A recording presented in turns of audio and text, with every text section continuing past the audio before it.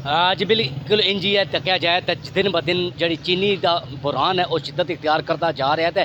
तो चीनी की कीमत है जी दिन ब दिन बढ़ती जा रही है, जिस वजह नाल घरेलू सार्फिन है उन्होंने शदीद मुश्किलात का सामना करना पै रहा है, क्योंकि चीनी है जी नायाब हो रही है। तो चीनी की कीमत है जी आम मार्केट में तक्या जाए तो चीनी की कीमत 200 तो तजावज़ कर चुकी है, जी कि आम शहरियों की पहुँच मुकम्मल तौर पर दूर होती हुई सानू नज़र आ रही है। दूसरी तरफ वज़ीर आला पंजाब की जानिब तो एक नोटिस लिया गया है कि जोड़े चीनी है जी उसमें ज़हीरा अंदोज़ी करते हैं या फिर शुगर मालकान है जोड़े उन्होंने खिलाफ क्रैकडाउन किया जाएगा। लेकिन क्रैकडाउन होने तो बावजूद भी इस तक चीनी है जी शहरियों को मुहैया नहीं हो रही। तो अगर मिल रही है तो उसकी कीमत है जो वो 200 तो तजावज़ कर चुकी है, जिस वजह तू शहरी परेशान है। गल कर लेने भजन चीनी नहीं लभ रही जी रोज़मर्रा इस्तेमाल दी अशियां जड़ियाँ वो आवाम की पहुँच तो दूर होंदियां जा रही। आवाम के जोड़े नुमाइंदे ने उन्होंने दावे ने जोड़े धरे धरे रह रहे हैं, कोई इन्हां ते यानी कंट्रोल नहीं हो रहा है। आवाम को चीज़ां जड़ियाँ रोज़मर्रा इस्तेमाल दियां नहीं मिल रही। चीनी खासकर जी है बहुत शार्टिंग है, 200 रुपये किलो तक जो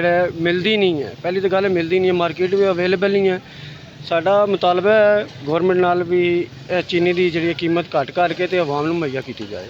साडा मुतालबा है गौरमेंट ऑफ पाकिस्तान नाल कि चीनी की कीमत को कंट्रोल करके आवाम को वफर मिकदार में दी जाए, क्योंकि चीनी है जी शहरियों की पहुँच तो दूर होती जा रही है। तो नवाई इलाकों जहात भी तक्या जाए तो चीनी के मनमाने रेट ने जोड़े वसूल किए जा रहे हैं। शहरी इंतहाई ज़्यादा सानू परेशानी के आलम च मुबतला नज़र आ रहे हैं और शहरियों का भरपूर मुतालबा है कि चीनी की कीमतों को कंट्रोल किया जाए तो ज़हीरा अंदोज़ों के खिलाफ फौरी तौर पर कार्रवाई अमल च लाई जाए और चीनी है जी वाफर मिकदार में मार्केट च आवे ताकि शहरी ने जोड़े उसको कंट्रोल रेट में खरीद सकन जी।